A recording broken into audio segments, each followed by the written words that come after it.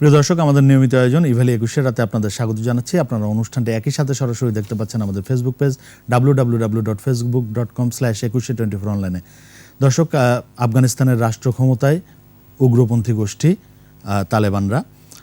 আপনারা জানেন যে যুক্তরাষ্ট্রের তাদের সেনা প্রত্যাহারের কথা ছিল বা পরিকল্পনা ছিল সেপ্টেম্বরের মধ্যে, কিন্তু তড়িঘড়ি করে একটু আগে ভাগেই তার সেনা প্রত্যাহারের করা শুরু করেছিল। আর এই সুযোগে ঝড়ের বেগে বড় বড় শহর বা প্রদেশ দখল করে নেয় তালেবানরা এবং একরকম বিনা বাধায় আফগানিস্তান পুরাটাই দখল করে নেয় এবং কাবুল দখল করে নেয় তালেবানরা। অবস্থায় বিশ্ব রাজনীতি আসলে কোন দিকে যাচ্ছে এবং আফগানিস্তানের ভিতরে নাগরিক স্বাধীনতা, নারী স্বাধীনতা কোথায় থাকবে? যদিও তালেবানরা বলছে যে 20 বছর আগের তালেবান আর এখনকার তালেবান এক নয়।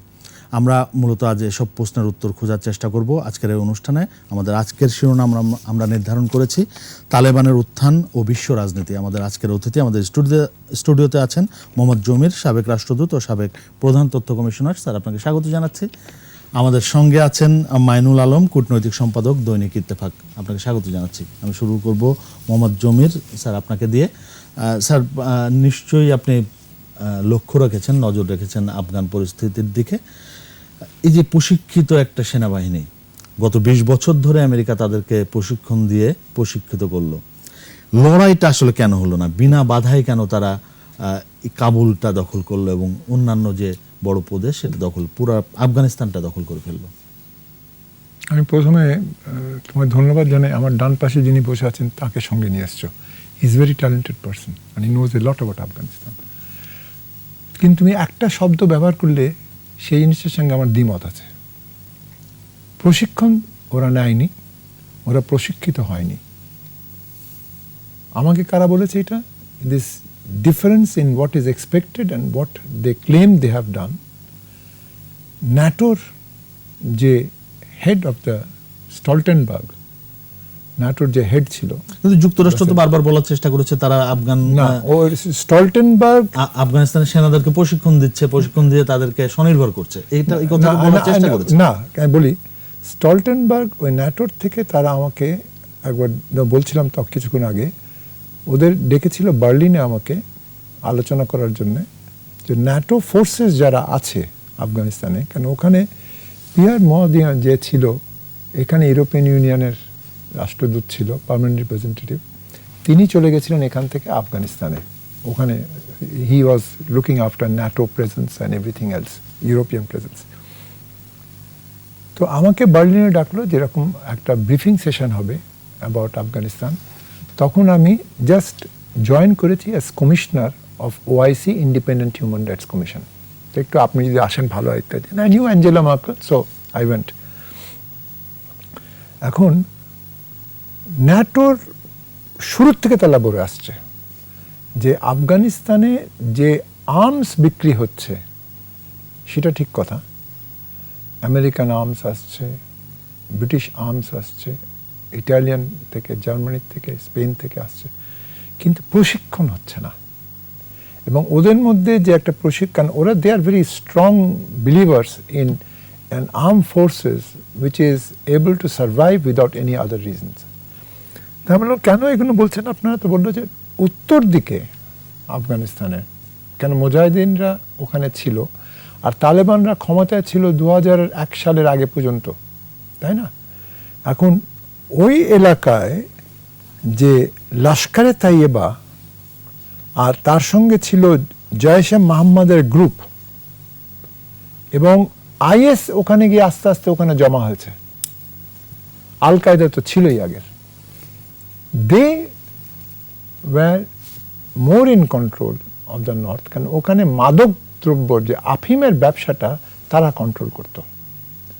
তালেবানরা একটু অংশ পেত, যেটা কিনা আফগানিস্তানের নিচের দিকে বেলুচিস্তানের কাছে যে অংশটা, সেটা তারা কন্ট্রোল করত, আর একটু ওয়েস্টে near the Iranian border and Tajikistan, কিরগিস্তানের বর্ডার, ওখানটা কন্ট্রোল করত। তার মানে কি? মানে ওখানে বলে এই যে মাদকদ্রব্যর ব্যবসা এবং এইগুলো সব কিছু জিনিস তারা জানে arm forces, Afghanistan arm forces, কিন্তু তারা যাতে পার্সেন্টেজ পায় মাদকদ্রব্যের সঙ্গে, আর এর সঙ্গে জড়িত ছিল পাকিস্তানের যে আর্ম ফোর্সেস যারা ওই পাশতুন রিজিয়নে যারা ছিল, ওই তোরখাম এলাকা এবং তার উপরের দিকে পুরো এলাকায় তারা জড়িত। তো দেয়ার was an osmotic effect.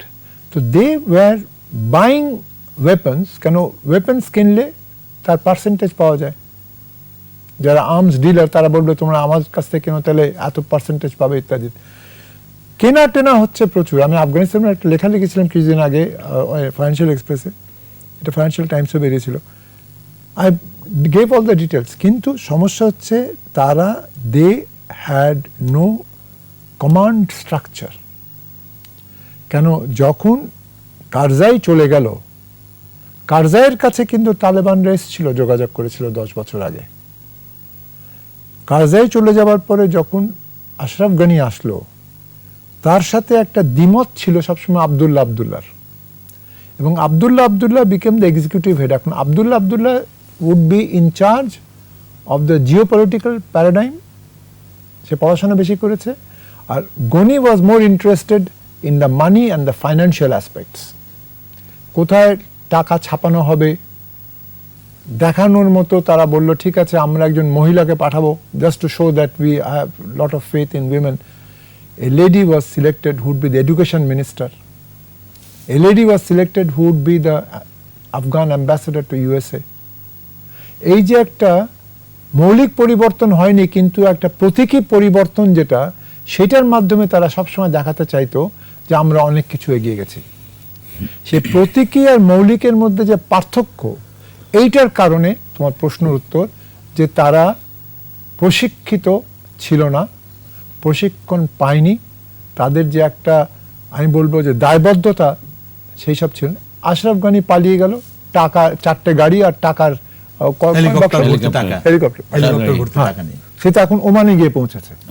Tajikistan থেকে ওমান চলে, তাই না, ইউএসএ যাওয়ার সম্ভাবনা কথা রয়েছে। প্রথমে তাজিকিস্তান গেল, তারপর ওখানে তো ওমান গেছে, ঢুকতে পারেনি, ওমানে আছে এখন।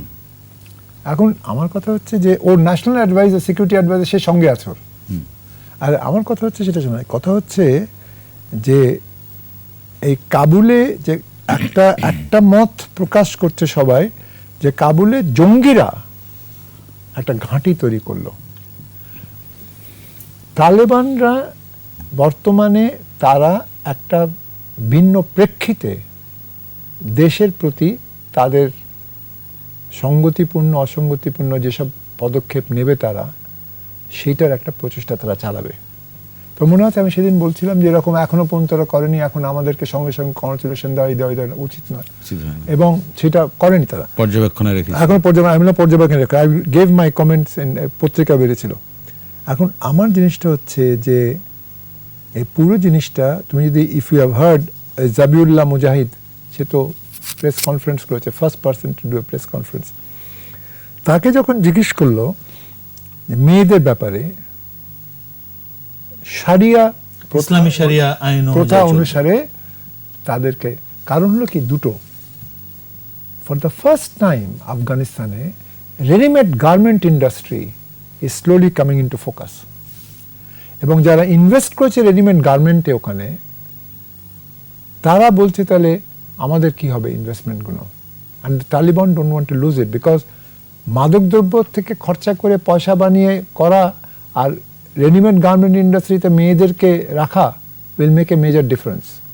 মানে it will try to show to the world যে আমরা মহিলাদের প্রতি কোনো বিদ্বেষ নাই, কোনো রকমের বিরূপ আমাদের মতামত নাই।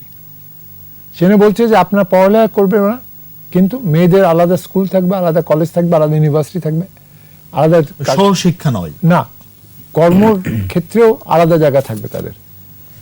এখন this are all good things, কিন্তু ইনফ্রাস্ট্রাকচার, পলিটিক্যাল ইনফ্রাস্ট্রাকচার করার মধ্যে এখন দুজন লোক হাত বাড়িয়ে দাঁড়িয়ে আছে।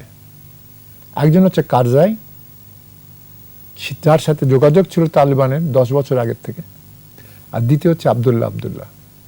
আমি আশ্চর্য হব না এখানে গুলবুদ্দিন হেকমাতিয়ারও চেষ্টা করছে যে কোনোমতে তাকে সম্পৃক্ত করা যায়। সে বলছে যে আমাদেরকে যদি আনো তাহলে একটা সার্বিকভাবে it will B A mixture, but is has রিমেন্ড away.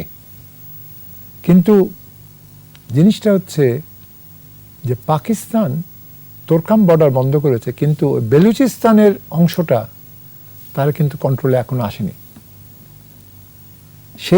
এই কারণে যে এখন যদি কোনো কারণে আমেরিকাও একটা পথ খুঁজছে, যদিও বাইডেন বলেছে I stand squarely behind what I have done, কিন্তু ওরা একটা দেখছে, ব্লিংকেন যেটা করার চেষ্টা করেছে ওদের সেক্রেটারি অফ স্টেট, ওরা দেখছে যে কোনো কারণে যদি চায়না স্বীকৃতি দেয় এই সরকারকে, চায়না ওয়েট করছে যে সরকার গঠন প্রক্রিয়াটা চলুক, যখন প্রধানমন্ত্রী, পররাষ্ট্রমন্ত্রী, রাষ্ট্রপতি নির্ণয় হয়ে একটা কোয়ালিশন গভর্নমেন্টের মতো হবে, তখন চায়না স্বীকৃতি দেবে। জি স্যার, আপনার কাছে আসবো আবার। হ্যাঁ। আমি যেতে চাই মাইনুল আলমের কাছে। মাইনুল আলম স্যারের আলোচনা আমরা শুনছিলাম, এই যে আগের তালেবান এই তালেবান এক নয়, এরকম একটা বার্তা দেওয়ার চেষ্টা চলছে।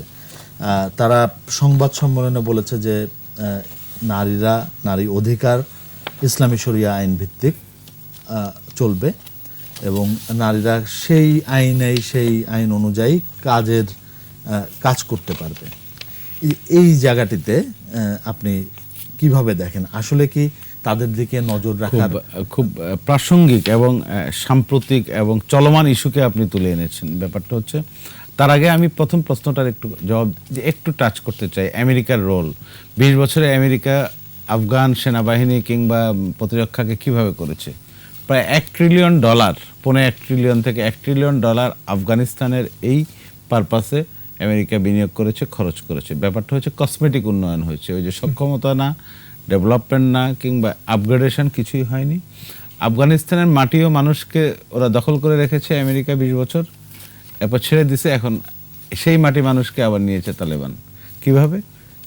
4 কোটিরও বেশি কিছু মানুষ, জনসংখ্যা, 6.5 লক্ষ বর্গ কিলোমিটারের এরিয়া, আয়তন, এই অংশটিকে এখন একটা পাল্টা দখলের চেষ্টায় যাচ্ছে। তালেবান প্রসঙ্গে আসি। তালেবান এখন এসছে, আবার আগে ছিল, 20 বছর আগে ছিল, মাঝখানে ছিল না। এই করতে করতে আফগানিস্তানের যে রাষ্ট্রীয় যে চরিত্র এবং রূপ, কি ধরনের রাষ্ট্র, কাঠামো হিসেবে দাঁড়ায়নি। এটাতে ইংরেজিতে একটা কথা আছে, পারিয়া স্টেট।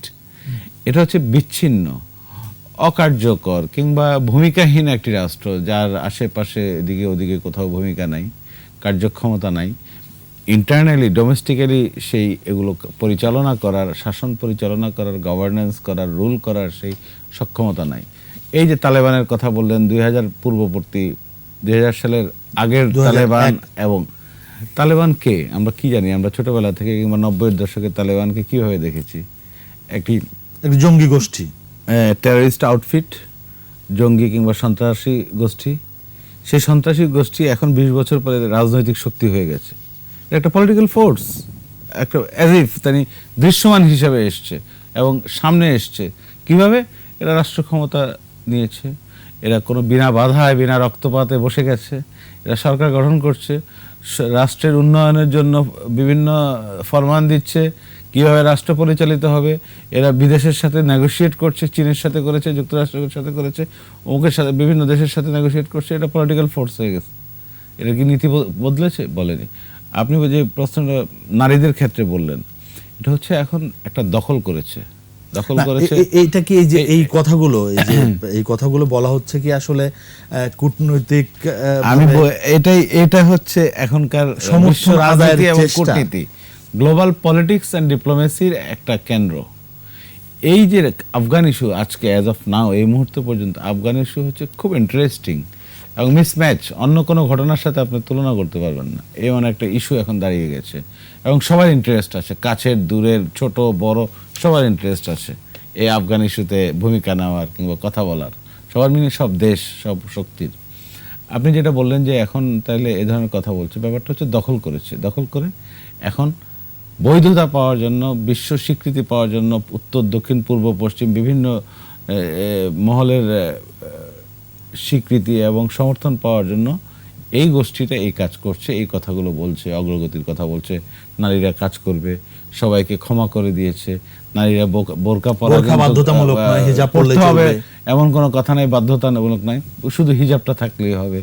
এই তো এখন যে এই ফরমান, কিংবা আমাদের কেউ কেউ বলছিল, কালকে গল্প ছিল যে ফতোয়া দিচ্ছে, ফতোয়া মানে যে নির্দেশনা আসছে, আমরা যেটা বলতে পারি সেই নির্দেশনা কিভাবে হচ্ছে। তারা তো এখনো বৈধতা পায় না। এখন একটা সরকার হবে, রাষ্ট্র পরিচালনা করবে, অর্থনীতি দেখবে, বিশ্বনীতি দেখবে, সব দেখবে। এখন মানুষের মধ্যে ভয় আছে সেই 20 বছর আগের আফগান, যারা কিভাবে 12 বছরের বেশি মেয়েদের স্কুলে কিংবা কিছু ঘর থেকে বেরোতে দিত না, বিভিন্ন ধরনের কিছু অন্ধকার যুগের কিছু নীতি আদর্শ হুকুমদারি জারি করেছিল, এবং সেটা মানুষ ভুলে যায়নি। কারণ সেই সময়ের যারা ওই বয়সী ছিল, 10, 12, 14 বছর বয়সী, তারা তো এখন দেখছে 30, 34 বছর বয়স, 30, 34, 35 বছর বয়সে তারা তো দেখছে, তারা তো চলে যায়নি। একই প্রজন্ম আছে তো এখনো আফগান সমাজে। ব্যাপারটা হয়েছে যে এই আফগানিস্তানে এখন তালেবানরা কি করবে, তালেবান হচ্ছে কিংবা আগে হামিদ কারজাই, আশরাফ ঘানিরা যেমন পুতুল কিংবা ক্রিয়নক ছিল, এরাও নিজেরা বসে কারো কারো ক্রিয়নক হবে, কিংবা সেদিন খুব বেশি আমাদের দেখতে হবে না, যে খুব দেরি নেই যে আমরা দেখতে পাবো এটা। ব্যাপারটা হচ্ছে যে এখানকার মানুষের কি হবে। মানুষ, আমরা একটি রাষ্ট্র যখন আমরা চলে কিংবা আমরা রাষ্ট্র ইস্যু নিয়ে যখন কথা বলি, মানুষের কথা বলি। মানে আফগানদের ভাগ্য বদল হবে কিনা, হ্যাঁ, এটাই একটা এটা বড় হচ্ছে প্রশ্ন এটা হয়ে বড় প্রশ্ন, দাঁড়িয়েছে। এটা বড় ইস্যু এবং এটা বড় কনসার্নের বিষয়। জি, আপনার কাছে আসবো। আমি একটু স্যারের কাছে একটা জিনিস জেনে আসতে চাই। বিষয়টি হচ্ছে স্যার, এই যে আমেরিকা ভূ রাজনৈতিক দিক থেকে, যে আমেরিকা এতদিন ধরে, যুক্তরাষ্ট্র এতদিন ধরে আফগানিস্তান শাসন করেছে, তারা 20 বছরে একটি রাষ্ট্র কাঠামো তৈরি করতে পারলো না। সেনাবাহিনী বলা, তারা বলছিল প্রশিক্ষিত হয়ে, প্রশ্নের উত্তর আপনার কাছে পেয়ে গেছে। এই যে এখন তো চীনের একটা ইন্টারেস্ট দাঁড়িয়েছে, পাকিস্তানের ইন্টারেস্ট তো সবসময় ছিল, এখন আসলে আঞ্চলিক রাজনীতিটা কোথায় গিয়ে দাঁড়াবে? আঞ্চলিকের চেয়ে বলবো উপ আঞ্চলিকটা বেশি গুরুত্বপূর্ণ। কারণ Afghanistan in terms of area, যেটা তুমি বললে যে 4 গুণ, বাংলাদেশের থেকে 4 গুণ বড়, তাই না? 4 থেকে 5 গুণ। 4 থেকে 5 গুণ বড়। এবং জনসংখ্যা আকারে কত? জনসংখ্যা ওদের 4 কোটির মতো, 4 কোটি, আমাদের একটু চেয়ে বেশি। 25%। So 16 times less densely populated than Bangladesh. 4 into 4, তাই না? জি, 16 টাইমস লেস ডেন্সলি পপুলেটেড। না, আমি যেটা বলছি সেটা হচ্ছে আমেরিকা সবসময় তাদের, সেটা কোয়াইট অ্যাকসেপ্টেবল, জাতীয় স্বার্থর কথা চিন্তা করে তারা মনে করে যে যেখানে আমেরিকার সুযোগ সুবিধা বাড়বে, যে ডোনাল্ড ট্রাম্প কী করতো, ন্যাটোর সাথে সে পিছিয়ে আসলো, ন্যাটোর থেকে সে ক্লাইমেট ফান্ডিং করতে হবে কপ এর থেকে সে পিছিয়ে আসলো, সে চায়নার সাথে ট্যারিফ স্ট্রাকচার নিয়ে গন্ডগোল শুরু করলো। It's all a question of America first. That was his argument.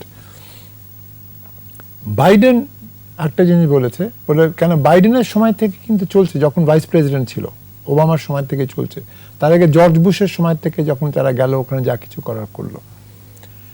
কিন্তু এখন জিনিসটা যেটা হচ্ছে যে আমেরিকা একটা দিক পরিষ্কার বুঝতে পারছে যে Russia is no longer the same Russia. তারা এখন সাইবার স্পেস কন্ট্রোল করে। এই যে সাইবার যে সিকিউরিটি তারা রাখতে পারছে না, বারবার রাশিয়া ভেদ করে তাদের উল্টাপাল্টা করে দিচ্ছে। কদিন আগে হলো যে যেখানে ওই তোমার তেলের পাম্প আর এইসব যে যত কিছু সব কিছু উল্টাপাল্টা হয়ে গেল। তারপরে রাশিয়ার থেকে বললো যে আরেকটা, যে একটা এসে কী করলো, যে ওই পুরো সাইবার স্পেসের কারণে ওদের পুরো ক্লাউড স্ট্রাকচার যে ছিল ফর কন্টেনিং অল দ্য, সেটা গন্ডগোল করে ফেললো। Russia is now clearly not afraid anymore of USA because of Putin's behavior. তারা ওইখানে ওপর দিকে নর্দার্ন এস্টোনিয়া, লিথুয়ানিয়া, ওই এলাকার নিয়ে তারা they have their own performer Ukraine নিয়ে they have their own structural Black Sea নিয়ে। Now China similarly one belt one road initiative, OBRI, যেটা আমেরিকা ভাবছিল আমরা কন্ট্রোল করতে পারবো, সেইটা দেখতে পাচ্ছে তারা যে ইউরোপের সাথে চায়নার একটা আলাদা গৌণ পথাপথ সৃষ্টি হয়েছে। এবং যেহেতু ব্রেক্সিট হয়ে গেছে, so UK also does not have the same strength in terms of structure. এবং কমিকনের কারণে, এবং also because of Latin America, Brazil আর তার সাথে ভেনিজুয়েলার গন্ডগোল, তার সাথে কলম্বিয়ার গন্ডগোল, তার সাথে পেরুর গন্ডগোল, এইসব কারণে ও ছত্রভঙ্গ সিচুয়েশন হয়ে গেছে। আর নাফটার মধ্যে থেকে between Mexico, USA and Canada, there is a different structural inefficiency. So, আর তুমি তো জানো যে হঠাৎ করে Canada, Justin Trudeau has given declaration that general election হচ্ছে এই রোববারে কানাডা, তার আশা করেনি যে এই সময় হঠাৎ করে হচ্ছে। এই সিচুয়েশনের মধ্যে আমেরিকা তারা চায় যদি কোনো কারণে অসমোটিক এফেক্টের কারণে যদি তালেবানদেরকে ব্যবহার করা যেত, সেটা আমি একটু খুব সারপ্রাইজড হব না, তালেবানরা যখন সরকার গঠন করবে তারা চাইবে যে তাদের একটা কোনো মতে সার্বিকভাবে পশ্চিমা দেশের সঙ্গে তাদের একটা সমর্থিত পদক্ষেপের একটা সৃষ্টি হবে, যোগাযোগ বা সমর্থন, যেটা কিনা অনলি পসিবল থ্রু দ্য জাতিসংঘ। কিন্তু জাতিসংঘের সিকিউরিটি কাউন্সিলে যদি চায়না আর রাশিয়া ওদের এমবাসির কাউকে সরায়নি, দেয়ার অল দেয়ার ইন কাবুল, তারা দেয়ার অল দেয়ার, একটাকে সরায়নি। চায়না ওরা রিসিভ করেছে ওদের ইয়াংফি, যে ওদের যে পররাষ্ট্রমন্ত্রী পুরো delegation, they are waiting and watching, যেই গভর্নমেন্ট ফর্ম হবে China will provide the recognition. China আর রাশিয়া যদি এটা করে, the biggest problem which is being faced is by India. India তাদের স্পেশাল ফ্লাইট করে ওদের লোকজনকে ফেরত আনছে। India had also invested lots of money in readymade garment industry, ওখান থেকে অনেক জন গিয়ে ওখানে করেছিল। India supported the cricket team, যাতে করে ক্রিকেট টিমটা আসছে, যে রশিদকে বোলার, তারপরে ওদের যে আরো যে আফগানিস্তানের হোম গ্রাউন্ডই তো ভারত, পুরো জিনিসটা ভারত, এবং তারা ওখানে সবকিছু করতো। Now for the first time India is realizing things will be different because Pakistan আর তালেবানদের সাথে, Pakistan will not be, Imran Khan বলেছে I am happy for the first time they have been able to break, quote unquote, break their shackles. মনে আছে স্লেভারিতে বলা হয় shackles. For the first time the Taliban has broken the shackles. তো এইটার মানেটা কি? তোরখাম তারা আপাতত বন্ধ রেখেছে, কেন তারা চাচ্ছে না রেফিউজি আসুক, কিন্তু অ্যাট দ্য সেম টাইম ওরা জানে যে মাদক দ্রব্যর যে একটা রুট যে ছিল সেইটা একটা আছে। সো আমি বলবো যে ইন্ডিয়া উইল বি ওয়ারিড নাও যে এইসব কারণে ইরান এ ব্যাপারে চুপ থাকবে। Iran is not going to B against the Taliban. Javed Zarif ওদের যে নতুন যে হয়েছে প্রেসিডেন্ট, তাদের নতুন পররাষ্ট্রমন্ত্রী তো হয়েছে এখন, তাই না? জাভেদ জারিফ কি আবার রিঅ্যাপয়েন্ট হয়েছে? আমার তো মনে হয়নি বোধহয়, এখনো ঘোষণা করেনি। আচ্ছা, এখন ওদের ওখানে Iran is having its own problems vis-a-vis Israel and vis-a-vis Saudi Arabia. Saudi Arabia একবার মুখ খোলেনি এখনো পর্যন্ত। ইউএই বলেছে হ্যাঁ আমরা আছি, আমরা চাই একটা স্বাস্থ্যকর একটা স্থিতিশীলতা, the word they use is Arabic is equal to স্বাস্থ্যকর, যে একটা যাতে কোনো রকমের টপসিটার পানি যেন না ফোটে। কুয়েত বলেছে আমরাও আছি, আমাদের যদি সহযোগিতা প্রয়োজন আমরা করব। কাতার বলেছে তোমরা দোহাতে এতদিন ধরে চালিয়েছো আলোচনা, তোমরা যদি মনে করো আমরা কোনো সহযোগিতা করতে পারি এ ব্যাপারে আমাদেরকে, কিন্তু কাতার ইজ আন্ডার ট্রিমেন্ডাস আমেরিকানরা বলছে তোমরা এখনো পর্যন্ত কিছু করবে না যতক্ষণ না পর্যন্ত তারা একটা গঠনমূলক একটা প্রক্রিয়া শুরু করে। But the country which will make the difference is not the United states, it is Germany, because Germany Lufthansa দিয়ে তাদের লোকজনকে নিয়ে যাচ্ছে, তাই না? কিন্তু জার্মানিকে যা করবে জার্মানি সেটার বিপরীত জিনিস ফ্রান্স করবে না। Macron will remain quiet, watch. Denmark is already taking back individuals. Sweden, Norway তারা প্লেন পাঠিয়ে নিয়ে গেছে। আমেরিকা অপেক্ষা করবে, আমেরিকা দেখবে কি হয় না হয় আগামী 7 দিন 10 দিন। But I will not be very surprised কানাডার ইলেকশনের পরে কানাডা যা করবে সেটাকে ফলো যদি আমেরিকা করে। জি স্যার, আমরা একটা ছোট্ট বিরতি নেব, বিরতির পরে এসে বিস্তারিত আলোচনা করতে পারবো। দর্শক, ইভ্যালি 21 রাতে নিচ্ছি ছোট্ট একটা বিরতির সাথে থাকুন।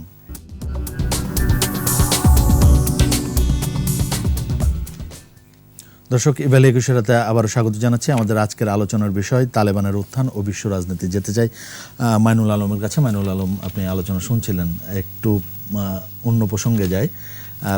তালেবানের এই যে উত্থান, আমরা এর আগেও দেখেছি যখন 2001 সালের আগে তালেবানের উত্থানে তারা কিন্তু জঙ্গিবাদ আমদানি করেছে, এই যে এই সময়টাতে সেই ধরনের কোনো আশঙ্কা আছে কিনা? বিশেষ করে আমরা যদি আমাদের দেশের কথাই ভাবি, আমাদের কোনো শঙ্কা আছে কিনা বাংলাদেশের? এই আফগানিস্তানের তালেবান দখল করার ক্ষমতায় আসার পর ব্যাপারটা হচ্ছে যে তালেবান একটি শক্তি, যেহেতু এখন আমরা রাজনৈতিক শক্তি হিসেবে দেখছি, রাজনৈতিক শক্তি কিনা সেটা সময় বলে দেবে, কিংবা রাজনৈতিক শক্তি বলা যায় দেখছি, কারণ তাদের মতবাদটা তো জঙ্গি মতবাদ, এবং জঙ্গি মতবাদ, জঙ্গি শক্তি, সন্ত্রাসী শক্তি, গোষ্ঠী এবং একটা আউটফিট, টেররিস্ট আউটফিট ইংলিশে বলা হয়। এদের এই শক্তি, এই ফোর্সটা, তাদের সামর্থ্য আছে, শক্তি আছে, সংযোগ আছে, কানেক্টিভিটি আছে, সবই আছে। কোথায়?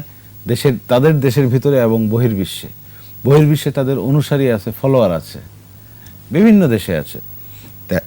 এখন কিভাবে এত ফলোয়ার হলো? ওদের যে আকর্ষণ করার মতো এক ধরনের যে প্রশিক্ষণ ব্যবস্থা, মাঠ প্রশিক্ষণ, ফিল্ড প্রশিক্ষণ এবং জঙ্গি প্রশিক্ষণ যেটা বলা হয়, একসময় বাংলাদেশের কিছু কিছু লোক 90-এর দশকে বলতে পারেন, কিংবা এর কিছু আগেও বলতে পারেন, 90 দশকেই বলতে পারেন 7,000, 8,000, 7,500 এমন একটি অঙ্ক আমরা জানি, এমন একটি সংখ্যা আমরা জানি। এরা আফগান ট্রেন্ড, আল কায়দা ট্রেন্ড আর তালেবান ট্রেন্ড বলতে পারেন। এরা ধর্মীয় শিক্ষায় গড়ে উঠেছে। এরা পাকিস্তান সহ, ভারত সহ বিভিন্ন পথ ধরে, বিভিন্ন সংযুক্ত হয়ে এরা আফগানিস্তানে গেছে ট্রেনিং নিয়ে। কেউ দেশে এসছে, ওই ধরনের কর্মকাণ্ড করার চেষ্টা করেছে, যার ফলে বাংলাদেশের সন্ত্রাসবাদের উত্থান হয়েছে এবং সন্ত্রাসবাদ সম্প্রসারিত হয়েছে, ছড়িয়ে পড়েছে। কেউ ওখান থেকে, আফগানিস্তান থেকে মধ্যপ্রাচ্যে চলে গেছে, আরব দেশগুলোতে চলে গেছে, ইরাক, সিরিয়া দিয়ে গেছে। এই যে একটা লিঙ্কেজ এবং সংযোগ, এটা আফগানের কিংবা তালেবানের সংযোগের কারণেই, শক্তির কারণে হয়েছে। এখন বাংলাদেশে কি পরিস্থিতি? 2001-এর পূর্ব এই যে প্রশিক্ষিত, কিংবা একের পরে এই যে প্রশিক্ষিত যারা, তারা বিভিন্ন সময় অবাধে যাতায়াত করেছে দেশ থেকে ওখানে গেছে, আসছে, হিজরত করে এসছে, এমন একটি ঘটনা ঘটেছে। এবং সেই ধরনের করা নজরদারি ওই সময়ের সরকারের মধ্যে ছিল না, সত্যি কথা বলতে গেলে। এবং কখনো কখনো এদেরকে প্রণোদনা, পৃষ্ঠপোষকতা দেওয়া হয়েছে সরকারের অবস্থান থেকে, এটা আমাদের জানতে হবে, মনে রাখতে হবে। এবং এর ফলে বাংলাদেশে এই যে আগস্ট মাস, একদিন আগে আমরা যেটা পালন করলাম সিরিজ বোমা বার্ষিকী, 16 বছর আগে 2005-এ, এটা কিন্তু উৎস কিংবা সূত্র কিংবা শেকড় ওখান থেকেই। সেই তালেবানের প্রশিক্ষণ নেওয়া লোকজন, তারা সংগঠিত হয়ে মতবাদে বিশ্বাসী, হ্যাঁ, ওই মতবাদে বিশ্বাসী, ওই ধরনের জেএমবি, হিজবুত, জামিয়াতুল, যা বলেন, বিভিন্ন সংগঠন, জামাতুল মুজাহিদিন যেটা বলেন, এভাবে সংগঠিত হয়ে এরা এই কাণ্ড ঘটিয়েছে। এদের হয়তো পরিকল্পনা আরো বেশি কিছু ছিল, কিন্তু বিভিন্ন সরকার সেটা নিয়ন্ত্রণ, দমন করেছে, যার ফলে আর বাড়তে দেয়া হয়নি। এক পর্যায়ে এটা ট্রান্সফরমেশন হয়ে হোলি আর্টিজানের ঘটনা ঘটলো।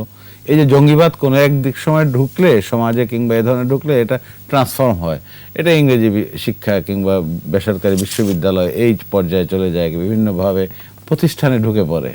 ব্যাপারটা হচ্ছে যে এই উত্থান যেটা হয়েছে, সেটা আবার আমরা গত 10 বছরে সুন্দরভাবে নিয়ন্ত্রণ করেছি, দমন করেছি একটা কঠোর হস্তে। আমাদের আইন শৃঙ্খলা বাহিনীর সক্ষমতাও বেড়েছে, আমাদের সক্ষমতা, ক্যাপাসিটি, দক্ষতা, কারিগরি, প্রযুক্তিগত, কৌশলগত, ট্যাকটিক্যাল নলেজগুলো আমরা বেড়েছে, এবং আমাদের সংযোগ বেড়েছে। আমরা দমন করার একটা পর্যায়ে, নিয়ন্ত্রিত করার, জালে আটকে ফেলার চেষ্টা করেছি এবং করেছি।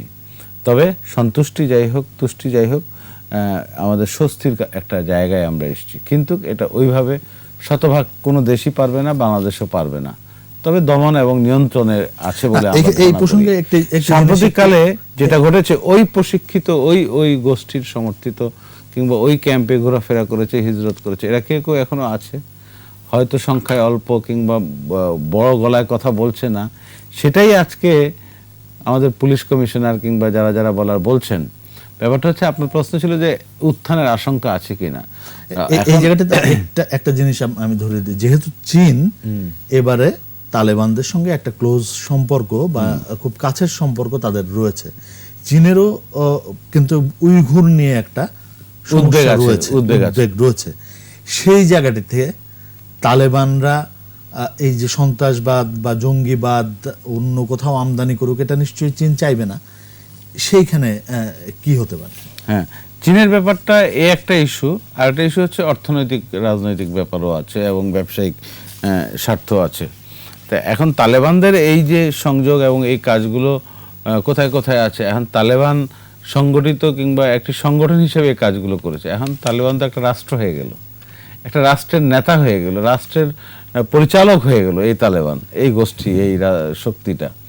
তখন এটার ভাবধারা, আগে যারা গোপনে, যেই তালেবান গোপনে বাংলাদেশে কিংবা অন্য দেশের ফলোয়ারদের সাথে, বন্ধুদের সাথে যোগাযোগ করতে, এখন তো তারা ফর্মাল আনুষ্ঠানিকতায় চলে গেল।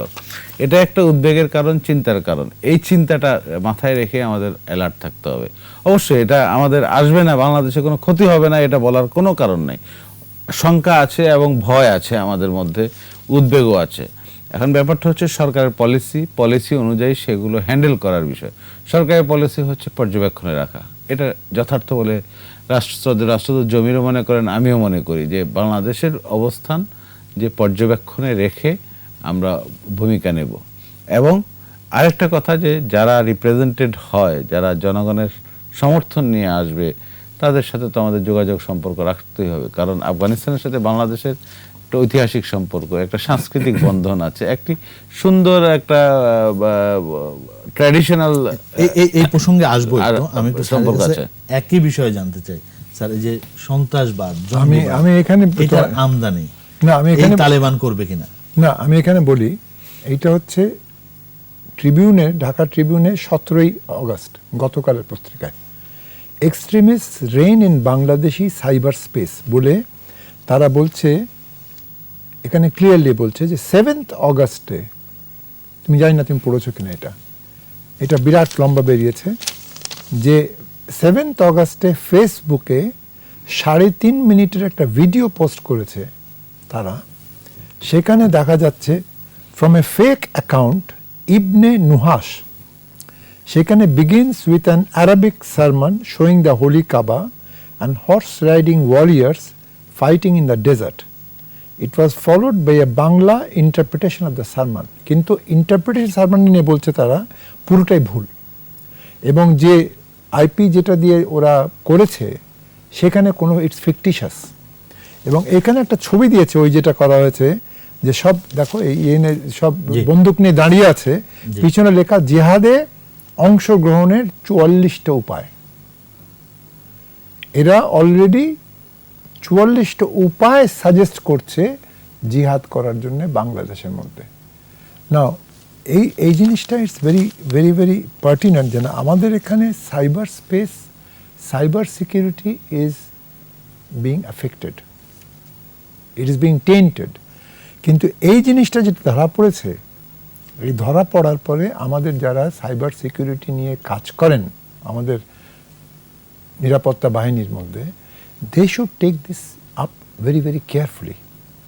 কারণ এই যে একটা উৎসাহিত হচ্ছে যারা গেছিল আগে, যে এবার আবার একটা চান্স আসলো, না এই ফেসবুকে তো এই প্রোপাগান্ডা চলেই, কিন্তু সেই ক্ষেত্রে আমাদের এইটা টাইম করে, ঠিক এইটা টাইম করে কি তারপর বলছে যে আওয়ামী লীগ তারা হচ্ছে তাদেরকে সরাবার বন্দোবস্ত করো, এইটা বলছে তারা।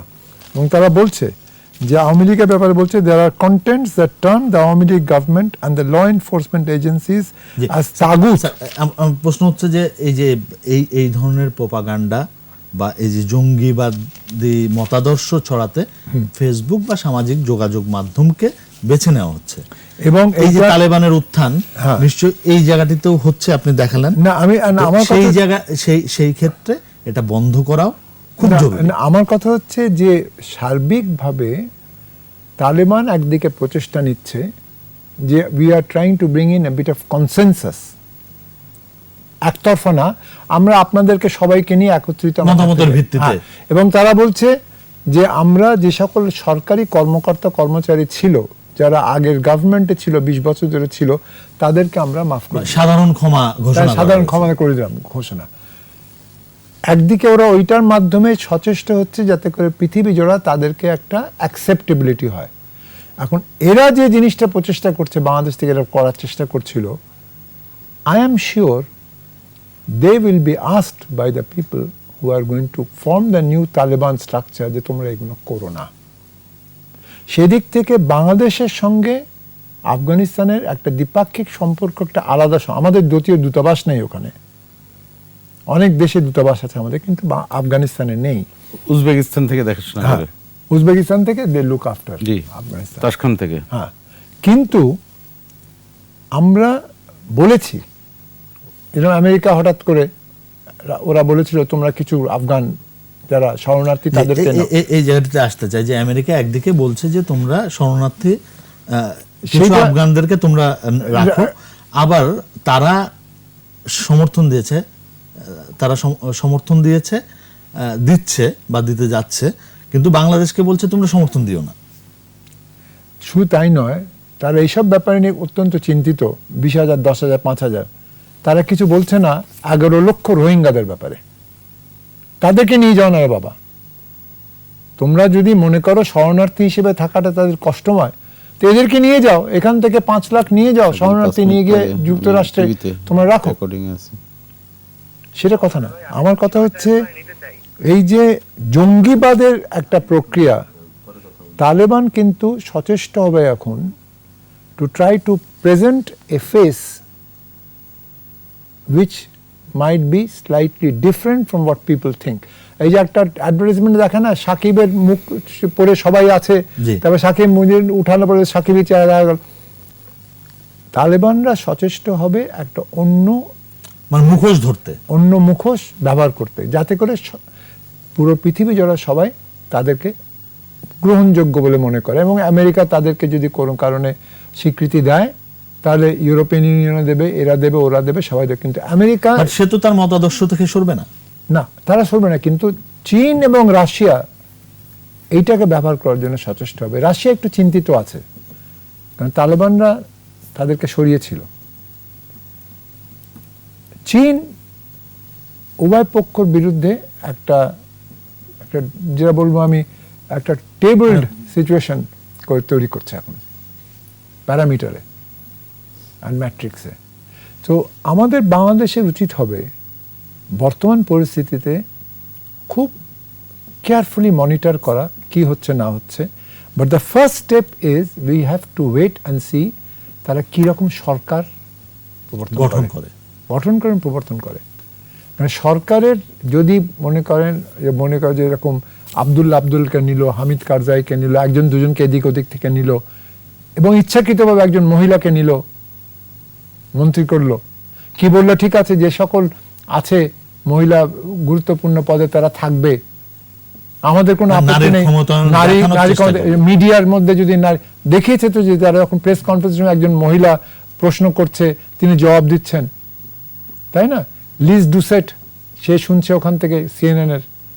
সেরকম যদি কয়েকটা ক্ষেত্রে দেখা যায় যে এইসব জিনিস তার আপত্তি নেই, that is to create that mask, যাতে করে লোকজন মনে করেন হ্যাঁ সত্যি তোরা নিশ্চয়ই বদলেছে। কিন্তু বদলেছে কি বদলায়নি সুস্পষ্ট হবে যখন মিডিয়াকে দেখতে দেওয়া হবে। ওখানে গিয়ে তারা দেখবে যে সশরীরে মহিলারা সত্যি স্কুলে যাচ্ছে কিনা, কলেজে পড়ছে কিনা, কর্মক্ষেত্রে যাচ্ছে কিনা, মানে আফগানরা তাদের অধিকারটা, নাগরিক অধিকারটা সংরক্ষণ ফিরে পেয়েছে করছে। কিনা। হ্যাঁ, সেইটা হলে কিন্তু তখন ফার্স্ট একটা NGO প্যারামিটার ডেভেলপ করবে। তখন হিউম্যান রাইটস ওয়াচ, তখন অ্যামনেস্টি ইন্টারন্যাশনাল, সবাই বলে আমরা আছি। এখন ওরা অলরেডি বলেছে ইউনিসেফকে যে তোমরা যদি দেখতে চাও বাচ্চা কাচ্চাদের, আমাদের আপত্তি নেই। এবং ইউনিসেফ সেই কারণে কিন্তু অলরেডি ওখানে থাকবে বলে বলেছে, তারা যাচ্ছে না। ইউনিসেফ যদি থাকে ওখানে, নেক্সট স্টেপ ইজ ইউনেস্কো, এবং ইউনেস্কো যদি থাকে তাহলে IOM আসবে, UNDP আসবে। এবং এই জিনিসগুলো যদি তখন সচেতনভাবে একটু দিকে নড়াচড়া করে বসে তোরা রয়ে যায়, it will make a major difference. জি, মাইনুল আলম, এই যে আফগানিস্তানকে সমর্থন দেয়া বিষয়টি, এটা আপনি কিভাবে দেখেন? বাংলাদেশের সমর্থন না, দেয়নি। আমি সেটা বলছি না যে সমর্থন দেওয়ার প্রশ্ন। এই যে আজব একজন মানে বিএনপি ঘরানার একজন বুদ্ধিজীবী জাফরুল্লাহ, তিনিও বলেছেন যে তাদেরকে সমর্থন দেওয়া উচিত। স্যার বললেন যে আমাদেরকে অপেক্ষা করতে হবে, দেখতে হবে তারা আসলে কোন দিকে যায়। আমাদের পররাষ্ট্র মন্ত্রণালয়, আপনি যেহেতু পররাষ্ট্র মন্ত্রণালয় কভার করেন, আপনি নজর রাখছেন পররাষ্ট্র মন্ত্রণালয় কি ভাবছে? ব্যাপারটা হচ্ছে যে পররাষ্ট্র মন্ত্রণালয়ের বক্তব্যটা এসছে, পররাষ্ট্র প্রতিমন্ত্রী, পররাষ্ট্রমন্ত্রীও এই বিষয়ে বলেছে না, এবং অন্য একটা ইস্যুতেও এই প্রসঙ্গটা এসছে। আমি বলছি, ব্যাপারটা হচ্ছে বাংলাদেশ যে পলিসি, যে পররাষ্ট্র নীতি, যে ফরেন পলিসি রান করে, যেটা পরিচালনা করে, সেটা কি? সেটা হচ্ছে মানুষের সম্পর্ক এবং রাষ্ট্রের সাথে রাষ্ট্রের সম্পর্ক, এবং সরকার রাষ্ট্রগুলো এক দেশের পরিচালনা করে। মানুষের সঙ্গে আমাদের মানুষের সম্পর্ক, জনগণের সম্পর্ক। তা এখন আফগানিস্তানে যেটা হয়েছে যে একটা সরকার ছিল, এক ধরনের সরকার ছিল, ওই সরকার আমাদের সাথে যোগাযোগ ছিল, এবং আমাদের অনুষ্ঠান মালায়ও এসছে গত মার্চ মাসে। স্যার, ওদের রিপ্রেজেন্টেশন ছিল না আমাদের স্বাধীনতা সুবর্ণ জয়ন্তী, বঙ্গবন্ধু জন্মশতবার্ষিকী। আমাদের কিছু কর্মীও রয়েছে, আমাদের একটা আছে, ব্র্যাক ইন্টারন্যাশনালের কাজ সেখানে। করছে। ব্যাপারটা হচ্ছে যে এই কাজগুলো হচ্ছে, এখন তো সরকার উৎখাত হয়ে গেছে, এখন ওখানে দখল করেছে একটি গোষ্ঠী, একটি গ্রুপ কিংবা একটি দল, এবং সেখানে বিশৃঙ্খল একটা বিশৃঙ্খল অবস্থা হচ্ছে, মানুষ জানমাল শান্তি পাচ্ছে না, যান নিয়ে পালাচ্ছে, বিমান থেকে লাফ দিয়ে পড়ছে, এমন একটি পরিস্থিতি। কোনো নির্বাচিত কিংবা নির্বাচন ব্যবস্থা নেই।